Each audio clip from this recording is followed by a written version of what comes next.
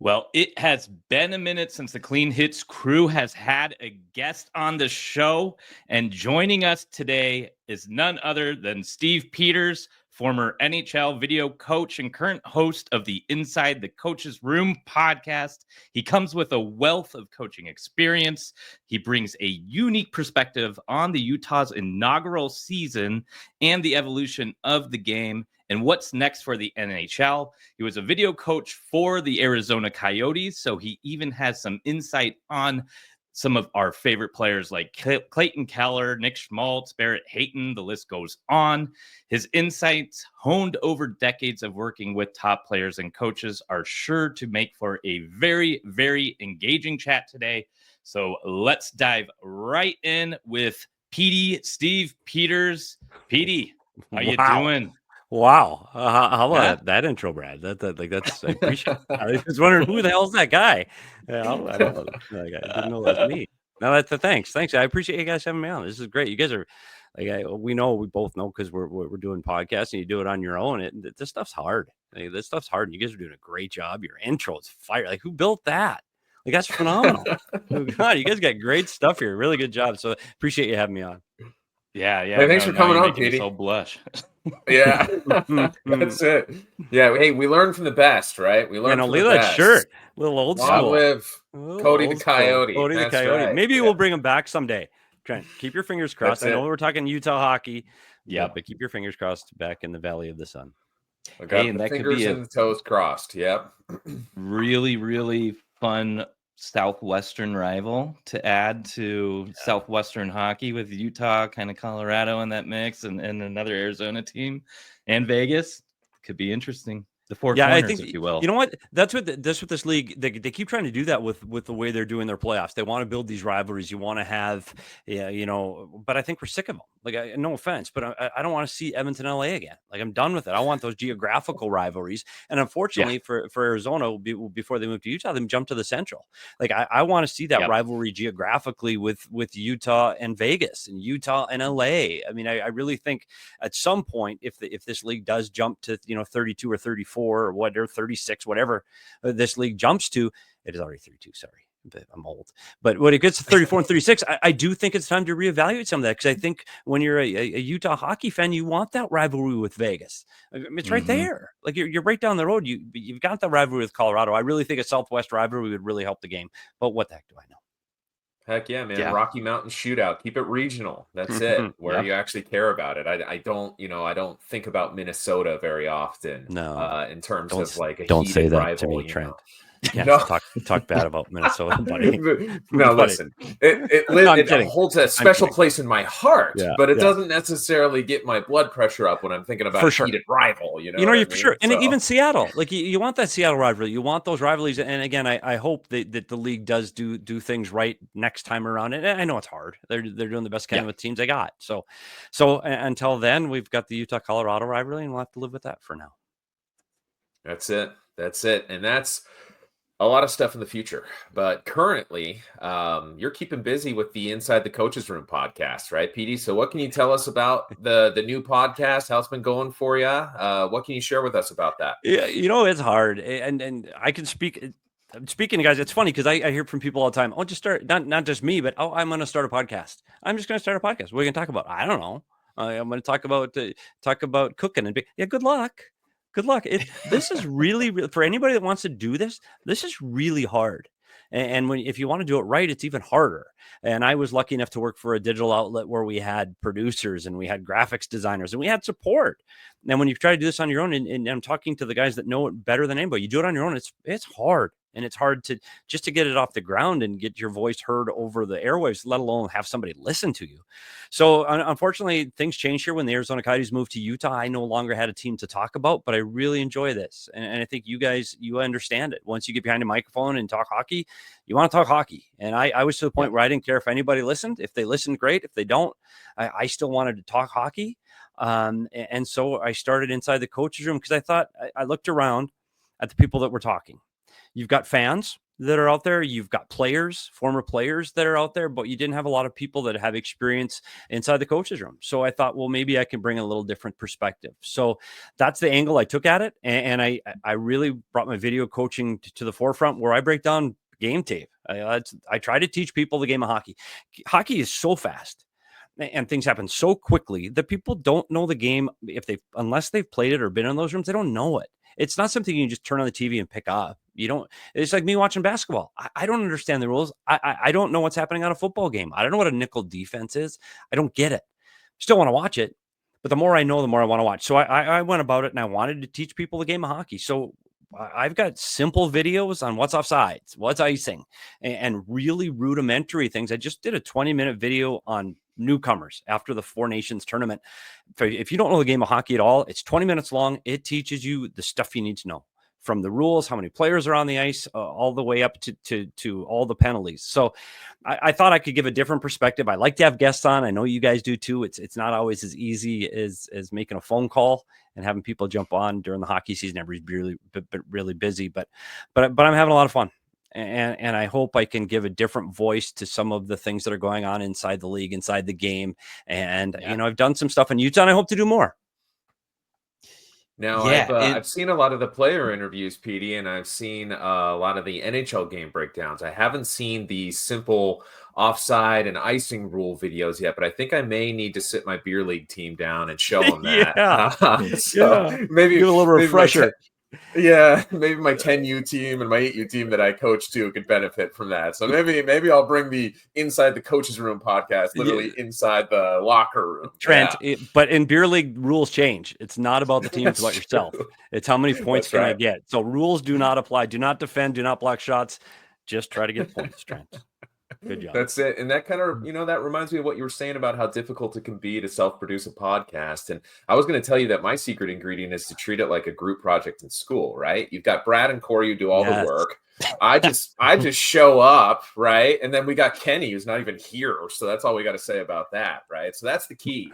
Petey, you got to get yourself a Brad. Okay, I'm on it. I'm trying. Yeah. I'll start taking resumes and applications, because I tell you what, that's the other luxury I had when I worked at the other station, is I did have other people to talk with, and Leah and I and Craig, we had a rapport, and you can sometimes you get lost and you forget your thoughts, and it's just nice to be able to go, okay, gather yourself, let somebody else take the ball, and you guys have a good banter, you guys are good friends, and it shows, and you have that rapport with one another, and it really comes across. So I do need to get on that. I do need to get some help and a co-host, maybe somebody that knows how to do graphic design. I'll get on that in the off season. That's the key. You get all the technical skills. That's right. Exactly. But you put in a lot of work before the podcast too in your career in the NHL as a video coach, and I think newer fans may not have a lot of familiarity with what that is, and even longtime fans of the game maybe haven't got into that level of granularity. Can you walk us through a little bit about what that role was for you, and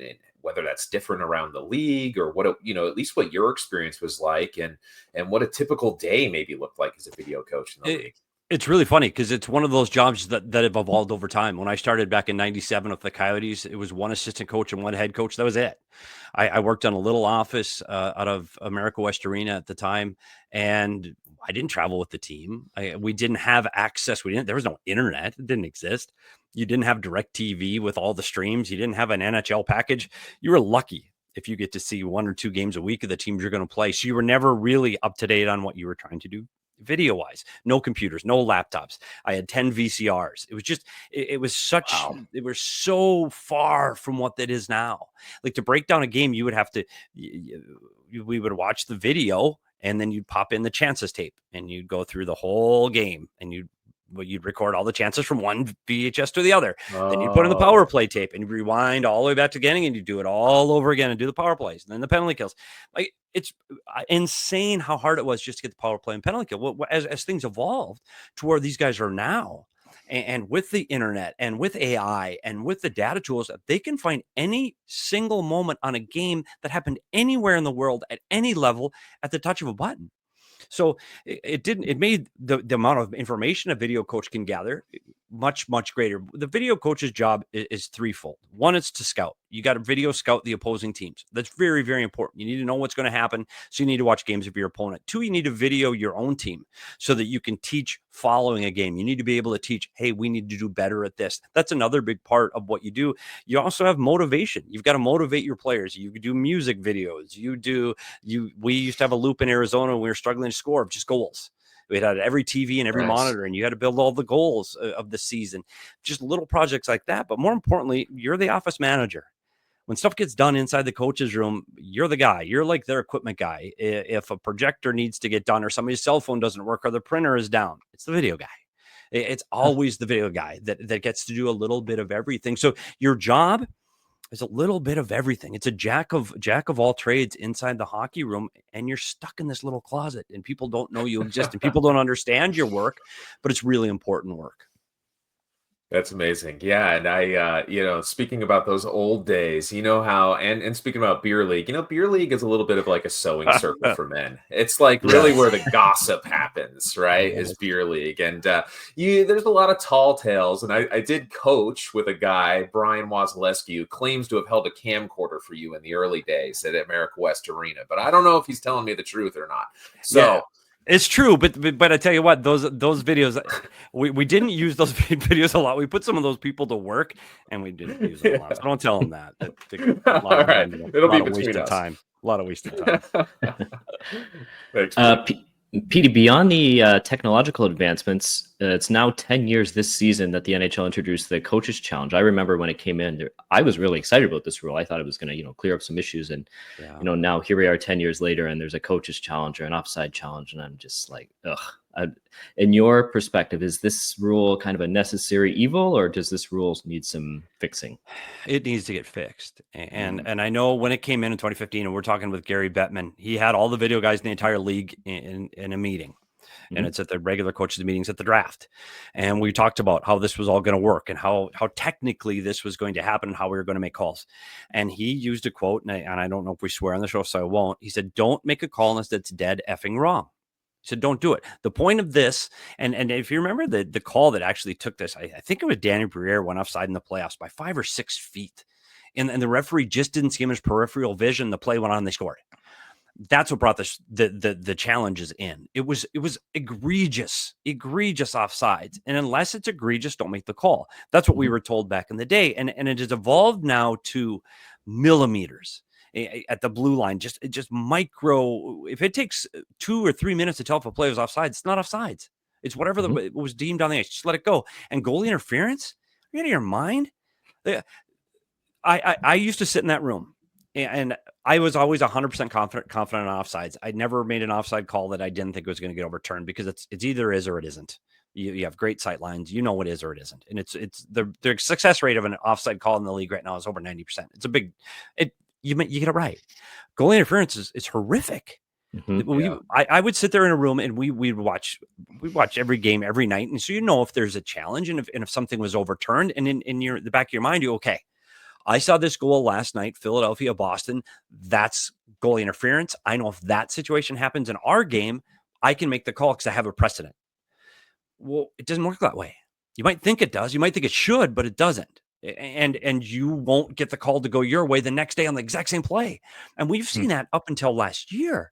The consistency with the goalie interference is horrific. And so my thought, what I really think needs to happen with goalie interference right now, they send it to the war room in Toronto, and they have 4 guys that rotate, but it's Kingers in there, and they've got what they need? They need 4 video guys. That's what they need. They need 4 video guys, because I think you'll see the consistency go way up. And there's retired video guys, and I'm one of them, that would love to have a job watching hockey on TV. So put video guys in that chair, and I guarantee the success rate of consistency is going to go way up. And you right now, you've got such a difficult time. I've talked to video guys often about this. It is so hard to make a call on goalie interference, and then they add in puck into the netting. Guess what? You can't see black puck on a black net with black fans sitting behind him. Can't see it. So what the hell are you doing? The video guys have got no chance. And then we're talking about glove passes. There's too many rules right now that the video coach has to be in control of that he can't see. The blue line's covered. They got 4 cameras. You got every angle. You're fine. The goalie, you get to see it from several angles. You're fine. That's it. Take the rest of it out because you can't see it. And so much that gets put on those video guys. And I tell you what, I've been yelled at by a general manager. I had Don Maloney right behind me giving me grief about a call that I made, or at that time I didn't make. It was an offside call against Toronto. I didn't make it. And I had to show him the information I was given at that time. And it is so much weight put on those video guys' shoulders. I tell you what, I think people overlook that because they think it's the coach, but it's not. The coach can't see it. He's looking at a fuzzy monitor on his feet. There's no way he can see the level of detail that a video guy has. It's a lot of weight on their shoulders behind the scenes that I don't think people are really aware of. Do you remember the first time? I think the idea you had about having 4 video guys in the room is a great idea. But I think a better idea would be have one video guy who gets paid the salary of 4 video guys. And I happen to know one who would be a good fit for that very role, Petey. Yeah, okay, well, I do that job for 4 video guys. Yeah, we're gonna put me in. That's right. Yeah, we're gonna write our letter to Gary Bettman right after this for you, Petey. Sounds good. Yeah. Sorry for jumping all over you, Corey. No, it's all good, but it's such a frustrating rule. I'll admit there's a sick part of me that wants to see Alex Ovechkin's Gretzky goal be called back, so the NHL's forced to deal with this. Don't even. It's coming. It's coming. Can you imagine a 10-minute delay for the ceremony? I almost hope it happens too, just to see how stupid this rule has become. I agree. Yes, bring it on, it's Corey. Brett Hall's foot in the crease all over again. Oh, geez. Yeah. So this rule comes in 2015. Do you remember the first time you would have had to, I guess, make the call down to Dave Tippett at the time and say, let's have another look at that? And do you remember just the pressure and the nervousness that came with that?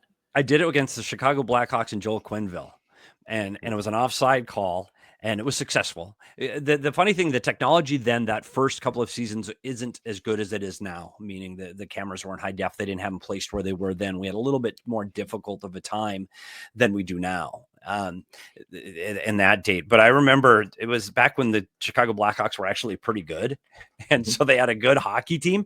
And it ended up being a deciding goal in the game. It was early. It was in the first period. And we made the offside call. And it was right. And you saw him on the bench and you literally, I have the video of it, and it looked like his head was going to explode, because it wasn't used yet. People didn't know it. It wasn't every day yet. And so I think he was beyond frustrated, and that the joy that gave me, frustrating Joel Quenneville at the time, Stanley Cup champion Joel Quenneville, and you made a difference in a game, was glorious. It was a fantastic feeling. And again, it's just those little things where that's what I miss most about the game, is making a difference. And it's not just those calls. It's, hey, I scouted this face-off play, or I noticed something on the Pittsburgh Penguins breakout that I think we need to be aware of. And then it happens in a game and you defend it successfully. I think that's what I miss, making a difference in winning or losing. And that's something you do miss sitting on the other side of a microphone, is having your job affect winning and losing.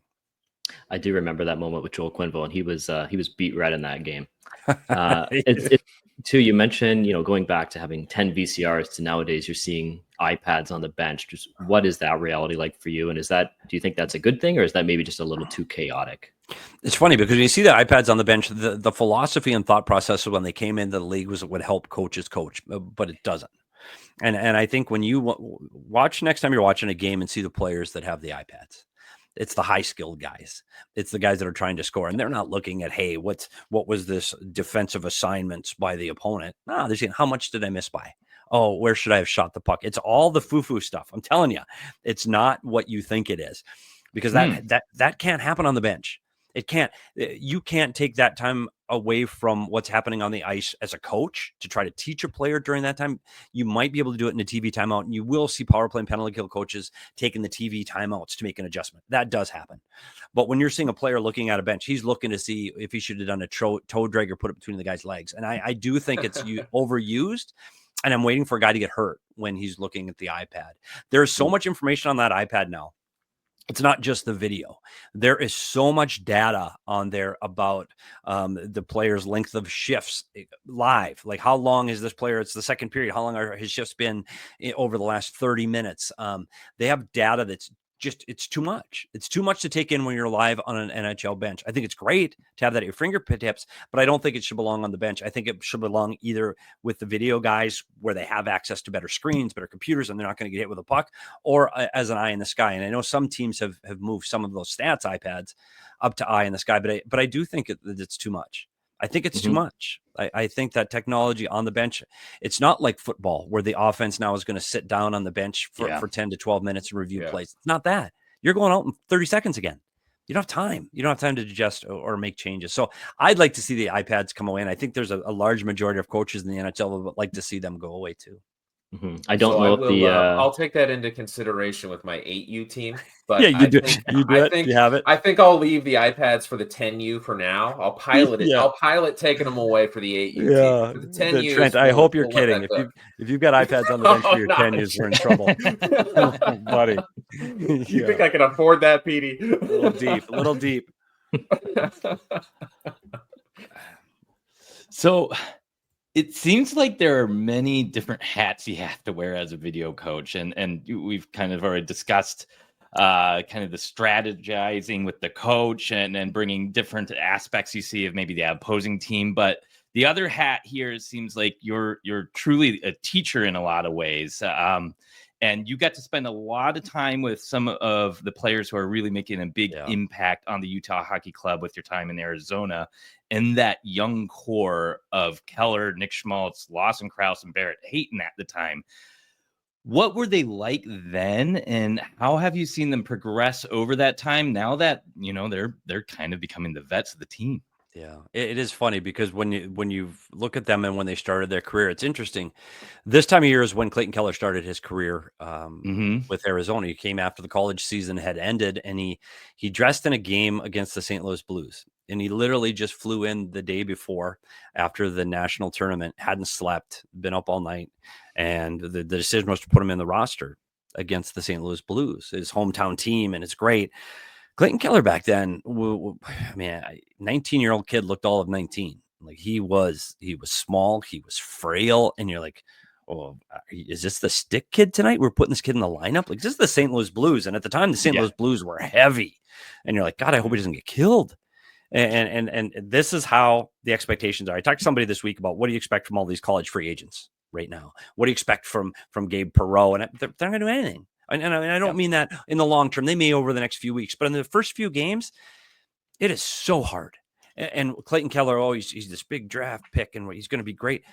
This is not a lie. This is the 100% truth. When we go through his shifts at the end of the game, didn't get a shot on goal, didn't make a difference in that game at all. He dumped the puck in from the red line after he stepped over the red line and dumped it in. And I swear, Dave Tippett and Jim Playfair are like, hey, that's a really good dump. Nice job. I'm like, are you kidding? That's how hard we were looking for things. Like, and I'm not making that. That's how hard you're looking for these kids to succeed. But I guess the point of that is it's a huge jump when you see these kids like that. And the expectations that were put on Clayton Keller that early in his career were extremely high. It was a team that needed offense and it needed offensive desperately. And they put it in his hands and said, okay, help us find the way. And that's hard. It's hard for a guy that didn't know his way around the league yet. You look what Clayton Keller is today. Yeah. Man, the Clayton Keller, the first 2-3 years in Arizona was a Clayton Keller that was small, timid, and couldn't get to the inside. He was a perimeter player. He would stop up on every entry. He would never think of trying to drive the net or trying to beat a defenseman one-on-one because he didn't have the size or the strength or the confidence. And I think you've seen him evolve now the way he's playing in Utah. Not only has he elevated his game offensively, he's elite. He's going to he'll have his career high in points this year in Salt Lake City, which is phenomenal. But he plays 200 feet. He defends. He plays with a little bit of grit. He can get a little dirty at times. And he plays with something that it took him a long time to earn. And I tell you what, I think adding the C to him this season brought that to another level. I didn't know how he was going to lead or how he was going to respond to that. But you can see he's taken his game even another step. And I do think he feels some sense of responsibility to what happens on and off the ice. He's grown immensely in how he has changed his game. He still drives this engine of this team as he did years past in Arizona, but he just wasn't as good. He just was confident. And his growth trajectory has been phenomenal. Yeah, I was worried with that C there for a minute that he might go. It seemed like with Oliver Ekman-Larsson, so many things were happening at once. But one of the things was he got that C on his chest, and things just kind of felt like they snowballed from there in the wrong direction. And I was a little worried at the beginning of the season. How would Keller respond? And I think it's been a resounding positive response. It's been really a big statement. So it's been really great to see. I agree, and I think it was time.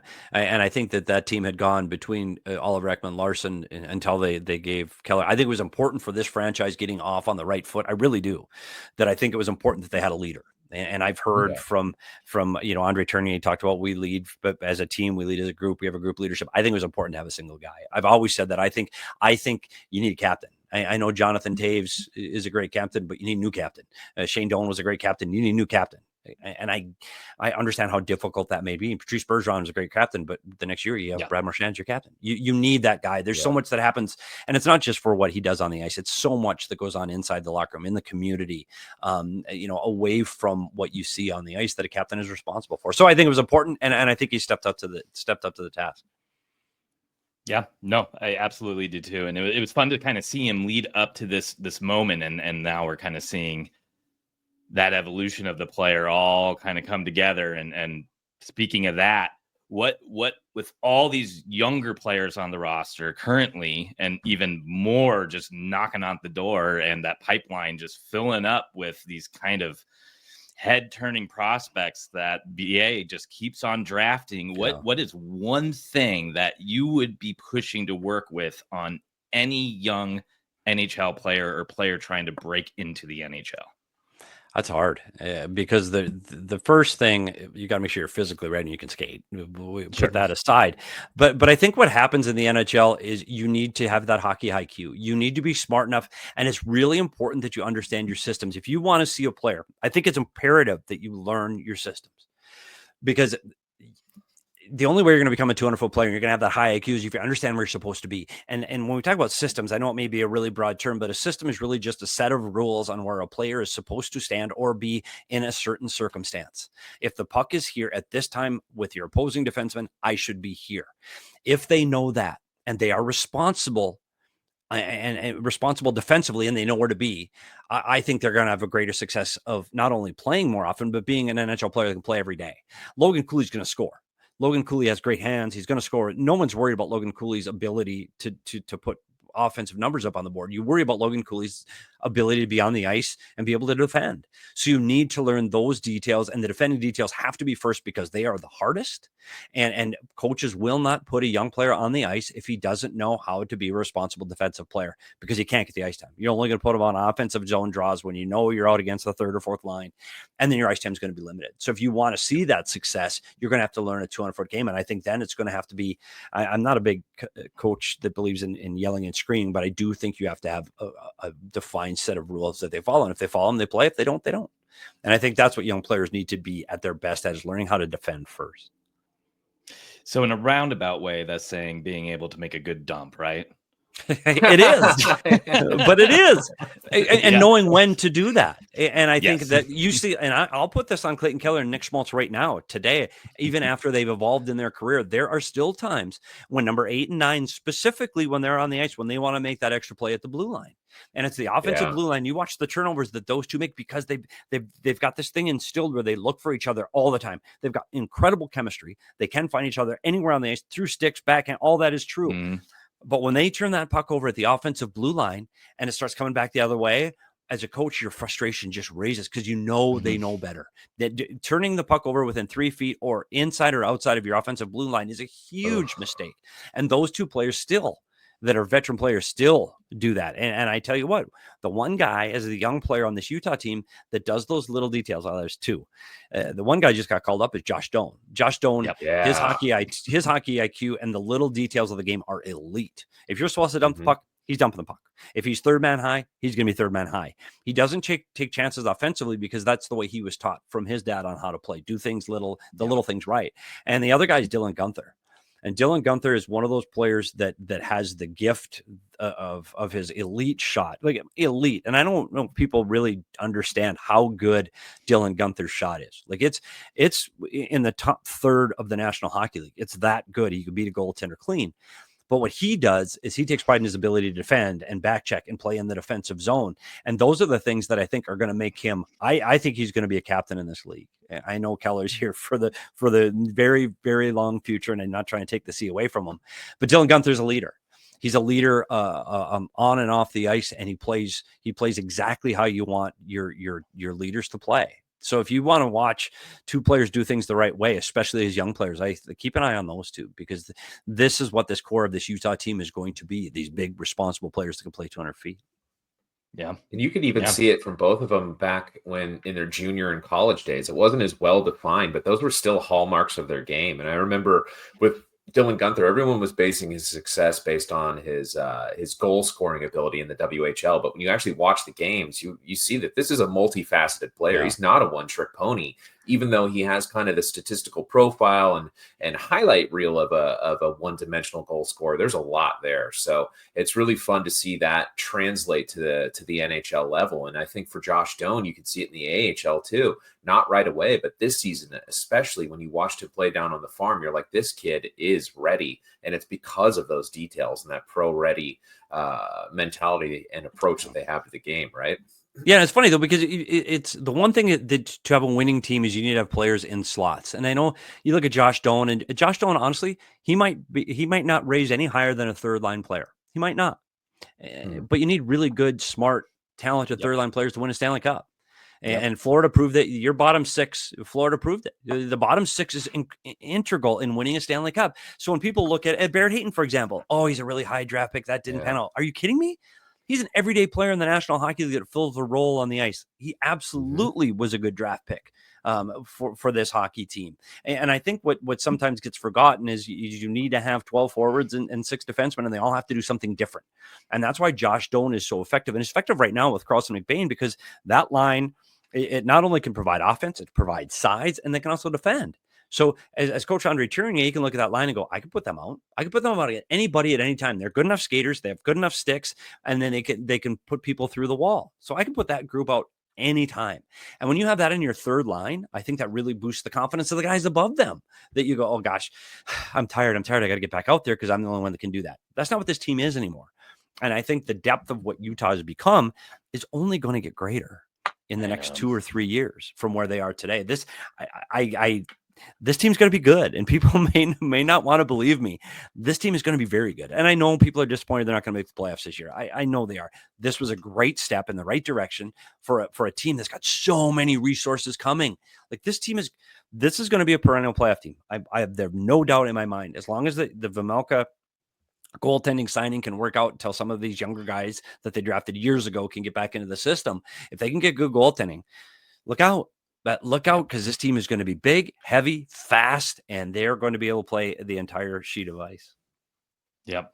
Now, this is going to be either a very easy answer for you or a difficult one. But what NHL rule would you change if you had that ability right now? Well, we already talked about the challenger, so I won't say that. I am tired. Okay. I watched an overtime the other day where there are actually chances.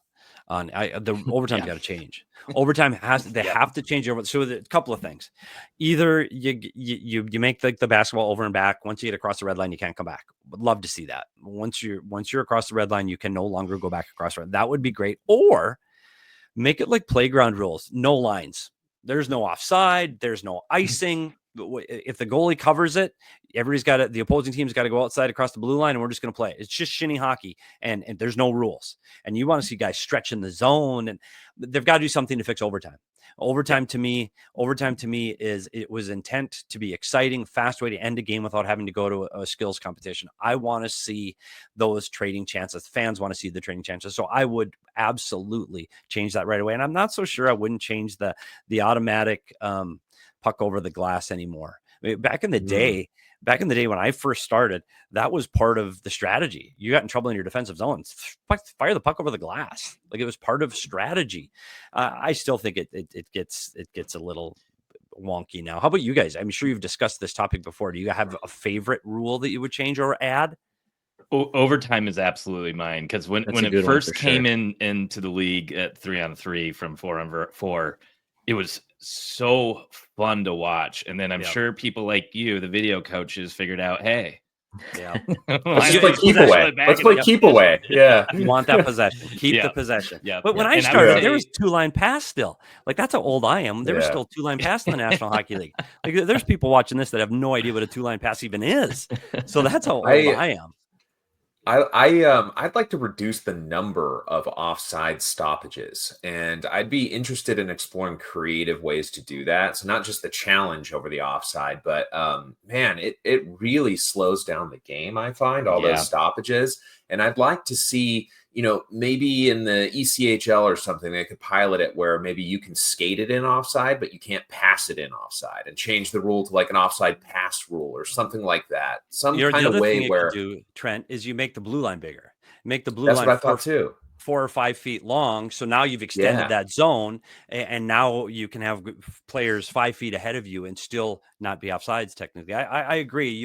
Whatever you can do to keep the game going, to limit the amount of whistles helps this game of hockey. The game is, we're about 235, 240 for a game now. It used to be 3 hours. Like, they've done a great job in speeding this game up from where it was back in the early 2000s. So I think they're doing great, but I'm all for changing the game. Let's make it more creative. Let's make it more fun, and let's get more goals.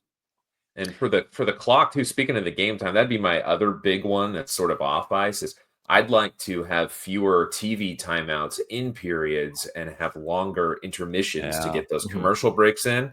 Because intermissions, like if you're at the game, by the time you go to the restroom and get concessions to get back to your seat, you miss some gameplay often. And then yet all these TV timeouts just kind of kill momentum and emotion in the game. Yeah. So They tried that's that. one I'd like to see. They tried that at the Four Nations.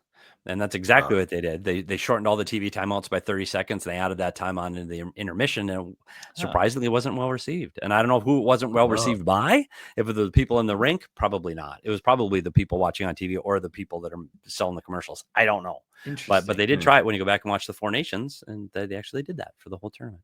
So, see, Trent, you're right on top of it. Cutting edge. Yeah, except for that's the idea they did that wasn't well received. Perfect. Yes, that's my specialty. There you go. Nice job.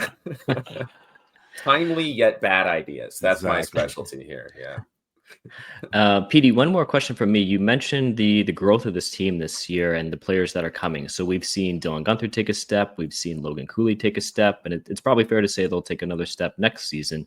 We're going to see TJ Ginla. He's not too far off. Cole Baudouin. Who else this year? Mikhail Sergachev has shown that he's a number one defenseman. But unfortunately, they're going to miss the playoffs by a couple of points. Next year, probably fair to say that it's a team that can compete for a playoff spot. So we're going to put Petey in the GM's chair for the offseason here. What are the changes that this team needs to make or the additions that this team needs to make the playoffs next year? Well, the couple of things. You've signed your goalie, so you've made a commitment there. Hopefully, and we all pray for Connor Ingram. We hope he can come back and be an effective player in the National Hockey League. We all hope that. But Vejmelka has shown this year that he can be a number one goalie in the league, and I'll be the first to say that I've questioned that, and I questioned that for the first 3 seasons he was in Arizona. His consistency wasn't there. He could make 50 saves one night and give up 6 in the first period the next night. I think he's shown in Utah he's matured and he's been able to adjust his game, and he's more consistent. So I think they're fine on the back end. Scoring.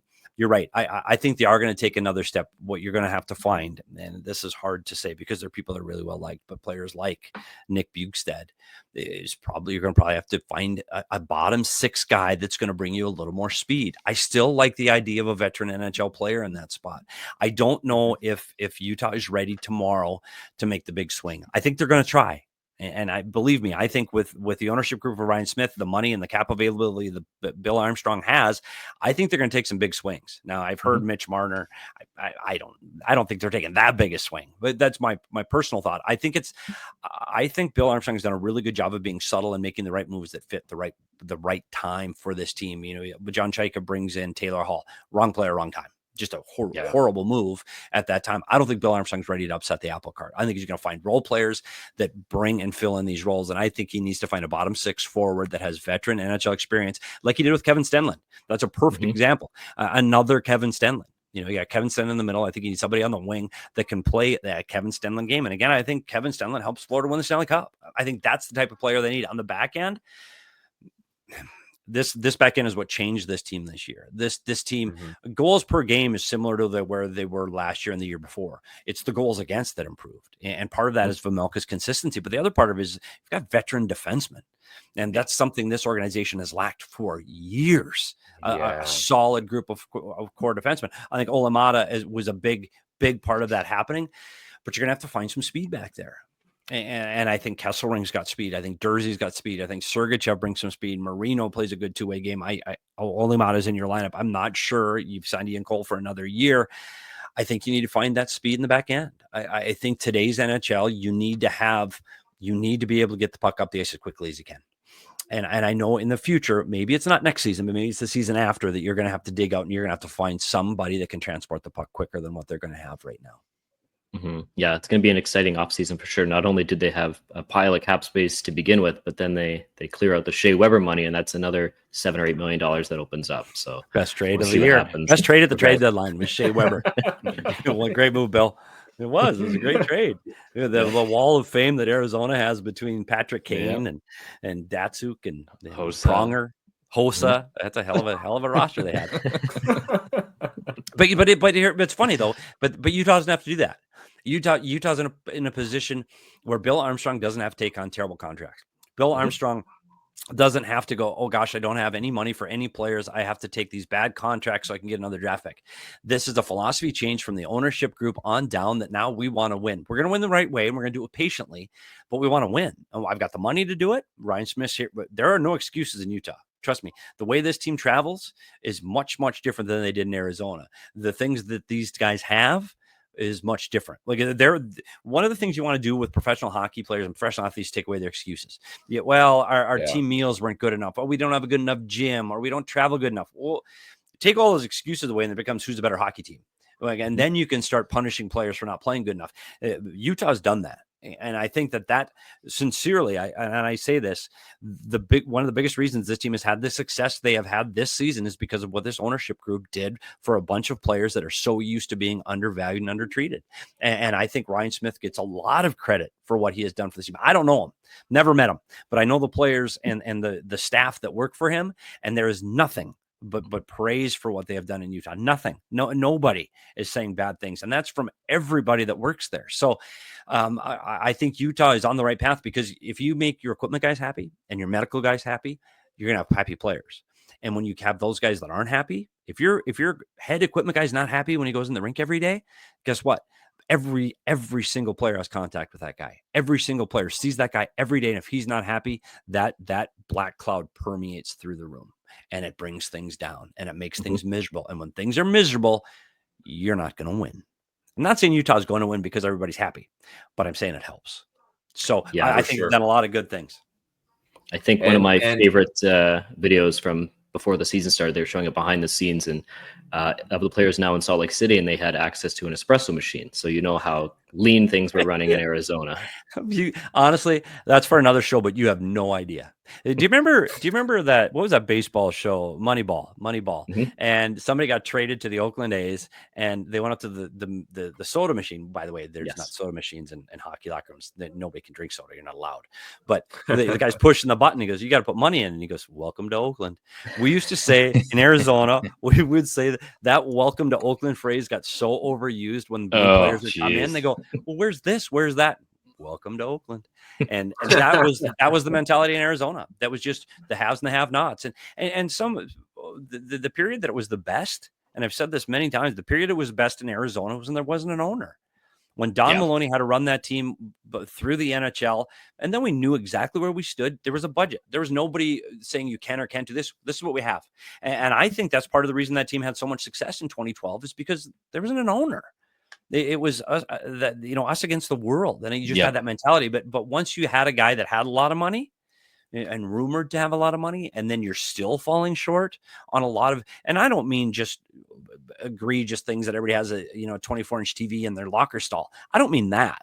I mean just the average expectations of every, not just professional athlete, heck, some high school teams were getting treated better than what you were seeing in Arizona. And I'm not making that up. Like, it was that bad in Arizona. And I'll challenge people that say it wasn't. And if Mr. Morello wants to call me, he surely can, because I have several instances where this team just didn't meet up to standards of the National Hockey League. And honestly, that's why the team's in Utah right now, because their owner wouldn't meet the standards of what was needed to have an NHL hockey team. And those players deserved it. And they are happy as heck to be where they are right now with an owner that they have.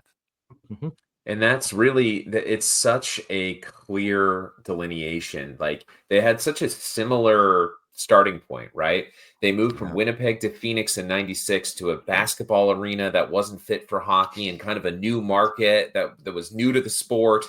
You see the same thing happen again in the Delta Center. And then the difference is you saw so much bad decisions and domino effects here in the Valley that you haven't seen in Utah. And that's not to say that the market is bad. The market is great here. It's just the decision making series of bad decisions after bad decisions for years. But we've got Petey on the show, so we've got to ask about the future of the NHL in Arizona. So what do you think? Are we going to get a chance to finally run this thing back and do it right?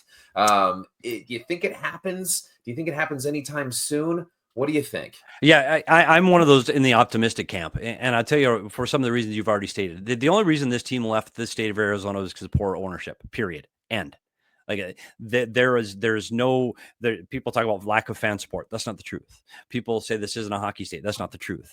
You can look at Matty Nyes and Austin Matthews to show that those things are just not true. You're seeing college athletes all over the country right now that are coming from Arizona. This is a hockey community. It is. The hockey fans are there, but you need to give them a good product, and two, you got to give them a building where they can get to it.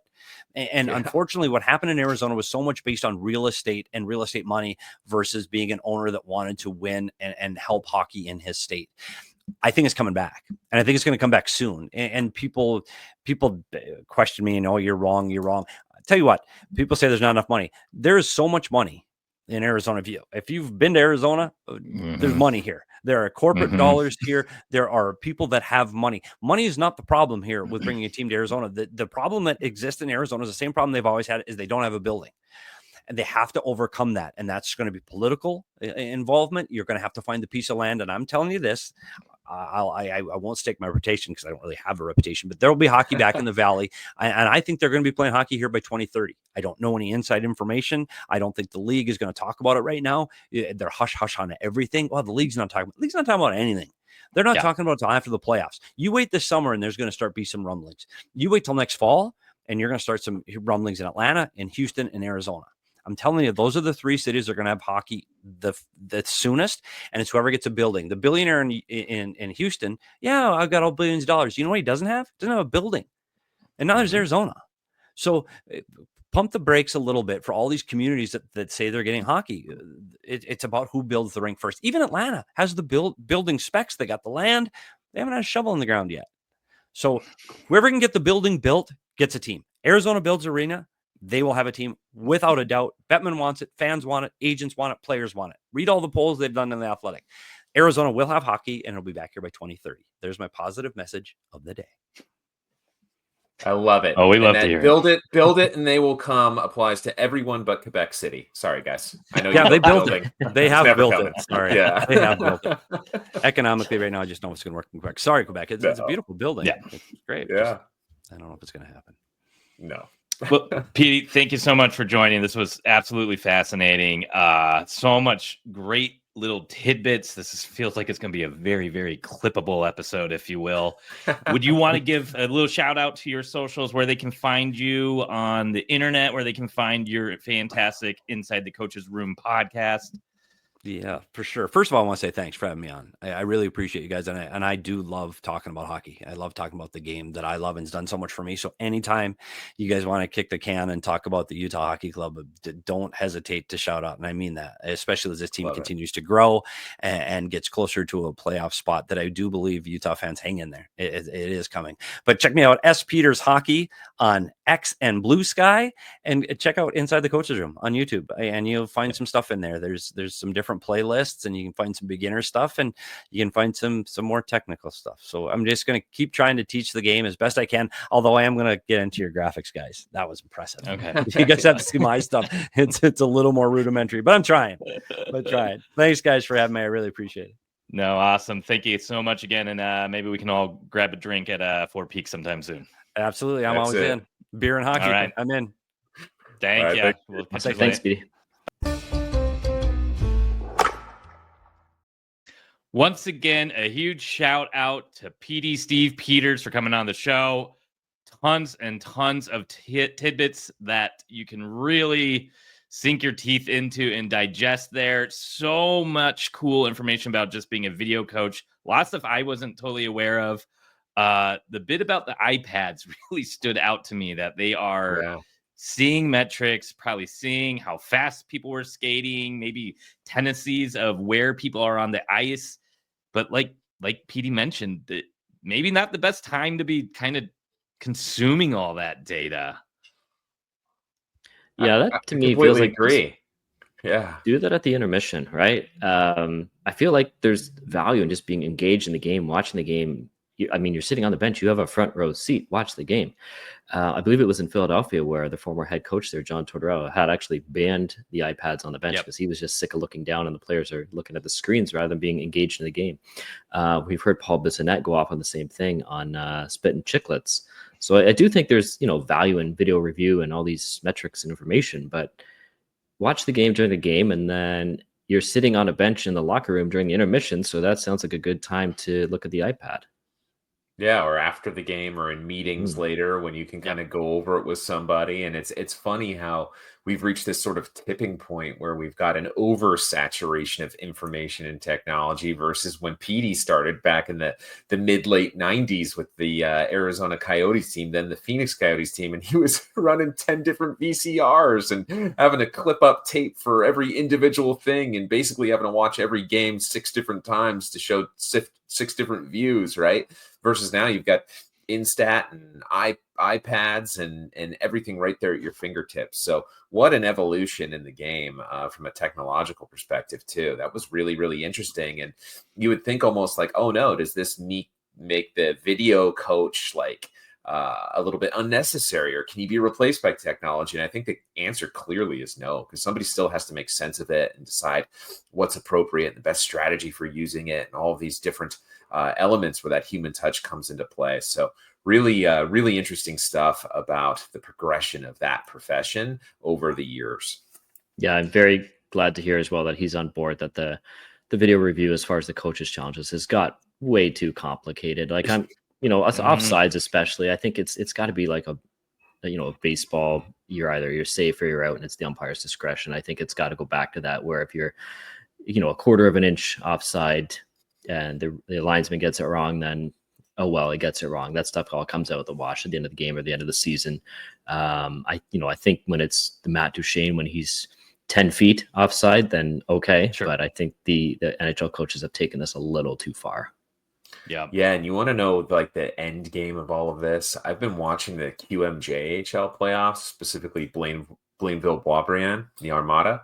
And oh my gosh, guys, the officiating there, it's like every little chintzy little call, every time that they're going over, they're looking at the iPads, these officials are just like paralyzed. They can't make a single decision with any conviction without having to go look at the video.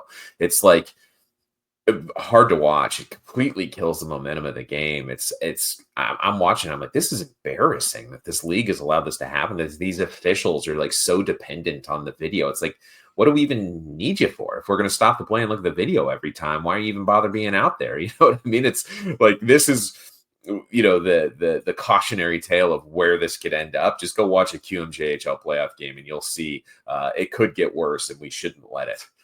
And even with all these videos, it's not even like they've got everything 100% right yet, right? Like they'll make a call and then you'll see there's a correction the next day from the NHL saying like, oh, hey, that game, that was actually a goal. Or like they reviewed that goal in the Calgary-Utah game the other day. I think Calgary had a goal there. I think that looked over the line to me. I mean, they had way more video angles than I did, but like it's still an imperfect system.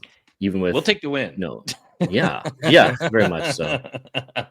But if you want to hear Petey go off on all these things, right? If you want to hear a long form of these takes, definitely check out his podcast, Inside the Coaches Room. He was a longtime contributor to the PHNX podcast, which we were all fans of when the team was in Arizona. That crew did such a great job breaking down the team. PD has broadened his horizons and focuses on hockey hockey at large, not just the Utah Hockey Club, but of course, that team remains near and dear because he's so familiar with so many people in the organization that he does spend a lot of time covering Utah hockey games, plays, and players. So if you're a Utah Hockey Club fan, definitely check out his podcast. Yep. And if you're a Utah Hockey Club fan and you want to get some trading cards with the players in the Utah Hockey Club jerseys for the first time, make sure you get over to our wonderful partners at Overtime Cards and Collectibles, right down there in Sandy, Utah. Make sure you're following them on Twitter too, at Overtime Cards UT. I'm going to crack another pack because it is too fun. And this one's been sitting around for weeks. So I got to see what I can get. They're also having a big event this coming Saturday, April 5th, that you won't want to miss out. It is National Hockey Card Day, sponsored by Upper Deck. One customer gets one pack of free cards if you come into the event while supplies last. So you definitely don't want to miss out on that. Again, that's going to be at Overtime Cards and Collectibles. You do not want to miss that. Get some new packs of cards, see who you get. Who did I get? But none other than former Arizona Coyote Tobias Reeder in a Buffalo Sabres uniform. I don't even remember when that happened. No concept of that happening at all. But you know what? We never would have had Darcy Kemper if not for Tobias Reeder. So he holds a special place in all of our hearts because of that trade. Now, I do have one question, Brad. You may not know it. We may need to submit this to OT Cards so that our fans can get a better idea of it. You said it was National Hockey Card Day coming up. Now, does that include Canada, Corey? Can you look into that for us? Or is that just an American holiday? No, National Hockey Card Day is every day in Canada, 365 days a year. Right, good answer. Right answer. And on the topic of Darcy Kemper, if we didn't have Darcy Kemper, we wouldn't have Maverick Lamoureux, and we wouldn't have the newly signed Thomas Lavoie, friend of the show. It's the future backbone, the future twin towers of the middle third of our blue line, all because of one Tobias Reeder, who literally nobody on earth, even in Buffalo, had any idea played for the Sabres until now. So you're going to get tidbits like that when you crack a pack from Overtime Cards, right, Brad? Mm-hmm. Yes, agreed. And I got another former Coyote player in Anthony Duclair. Hey, on the Senators, Duke. Which I also do not remember him being on the Senators. He is 3 teams away from the NHL, tying the NHL record. I think he's on his 9th team now with the Islanders. So 9 teams in 10 years. You know, I've bumped into Mike Sillinger a few times. He lives here in Arizona, and I see him. Was he carrying a suitcase? No, but he's got a very good sense of humor about things. I asked him how he feels being referred to now as Cole's dad by all the kids. He had a pretty good sense of humor about that. But I mean, man, poor guy. Imagine holding that record for so long and then somebody comes and takes it from you. And you don't even have that anymore. The record nobody wants, and you can't even have that one. Poor Mike Sillinger. 12 teams. Also really close was former Coyote and current player development coach Lee Stempniak. I think he got to 10 teams. It might have been 11, but I think it was 10. He's one of my favorites for the grid. Yeah, for sure. Yeah. When you're doing the puck duku. Yeah. Am I the only one who every time I hear his name, I think Ovechniak? Remember when he first was acquired, I think from Toronto, or was it St. Louis? No, he came in from Toronto. He had like a whole pile of goals that year. He came 11 goals in his first 12 games with the team or something insane like that. And we were all calling him Ovechniak instead of Stempniak because he was like had the most goals in the league for that 2 or 3 week period or something. Anyway, this was supposed to be an OT Cards ad read. And I have to stop talking. Sorry, Brad. Well, no, again, I think that's the pitch right there. So go on over, get some packs of cards, go through your memories of those players, find all the little crazy tidbits you can. They also do awesome events all the time where people get together and trade cards. Just a really, really cool store. And they have those Utah Hockey Club treasure chests that have 3 pieces of memorabilia in them. I think that supplies are limited for those as well. So definitely want to catch those while they have that. Again, Overtime Cards and Collectibles, fantastic spot. Had such a great time when I was at the Sergachev event. Make sure you're following them because I heard there may be some new ones coming out soon as well. Otherwise, big win against Calgary. We are recording this on Thursday, April 3rd, right before they take on the LA Kings. Petey thinks that the Kings may have this one. I think that the Kings' road record is bad enough that Utah may. And if they do take that win, maybe we jump the gun with that Utah Hockey Club tombstone for the playoff chances, because the Wild keep on losing. And, if the Blues just won 10 in a row, why can't we? So, yeah, lots of things to still watch for the end of the season. Barrett Hayton got another goal. He's, 2 back from 20 now. Clayton Keller could 2 back from 20, Yep. Clayton Keller could break his all-time career points. Would love to see Gunther hit 30 goals and just really keep on racking up some points. So interesting things to watch out for. Anything else you guys want to add? Well, you can't leave the people hanging here on the cards, right? It's Duclair and it's Toby Reeder, and who's the rest? I got a John Tavares. I got a Tyson Barrie. I got a Nolan Patrick. Second overall pick of 2006, 17? Brandon Wheatkings. Yeah, Brandon Wheatkings. Nolan Patrick. Yeah. I got a Heischer, Anthony Ciu, TJ Brody. I mean, I got a lot of NHLers here. All names. That's a lot of dinged up NHLers there. That's like an LTIR list right there. Yeah. Those cards may be in mint condition, but those players are not. I guess my only thought was, you mentioned our Tombstone episode and maybe having to walk that back. I was listening to SLC Puck's latest episode on the way home to record this, actually, and he had done a little bit of a goodbye and so long to the season episode, and he was already kind of walking it back after one win. He's like, yeah, but you know what, maybe. So he said the Han Solo thing, don't tell me the odds. And he also launched into a big thing about how maybe Egypt isn't actually real because he hasn't seen it. So I will say this: we may not be a pro-Egypt podcast, but we are definitely a podcast that believes in the existence of Egypt. So I recommend you check out both podcasts. SLC Puck's a great one, but if you're an Egypt denier, stay over there. We don't need you. Yeah. That's where we're going to draw the line in sand, if you will. Speaking of SLC Puck too, though, me and Kenny from Clean Hits will be out in SLC for the last home game of the season on April 10th against the Nashville Predators. We're kind of hoping to see a bunch of familiar faces, maybe even at a get-together after the game. So keep your eyes out for that. Maybe we can get the whole community together and celebrate one more time at home after another big Utah Hockey Club win, a mammoth win, if you will. And then otherwise, man, it's been a fun season so far. Just a little bit left, maybe a lot of it left if a miracle happens here, but we'll continue having tons and loads of new content coming out. Off-season time is really one of our favorite times as well, because it's just like Christmas Day over and over and over. So fun times ahead. That's all I got. How about you guys? Join the Discord. Join the Discord. Discord.cleanhitshockey.com. Shop.cleanhitshockey.com if you want a sweet shirt, or just cleanhitshockey.com if you want to see any of our written work. I am Brad. We had Corey, Trent, and our special guest, Petey. This was a fun one. Lots and lots of tidbits. I feel like this is one I may re-listen to several times to make sure I caught all of them. Anyways, adios. Have a good one, everybody. Bye-bye.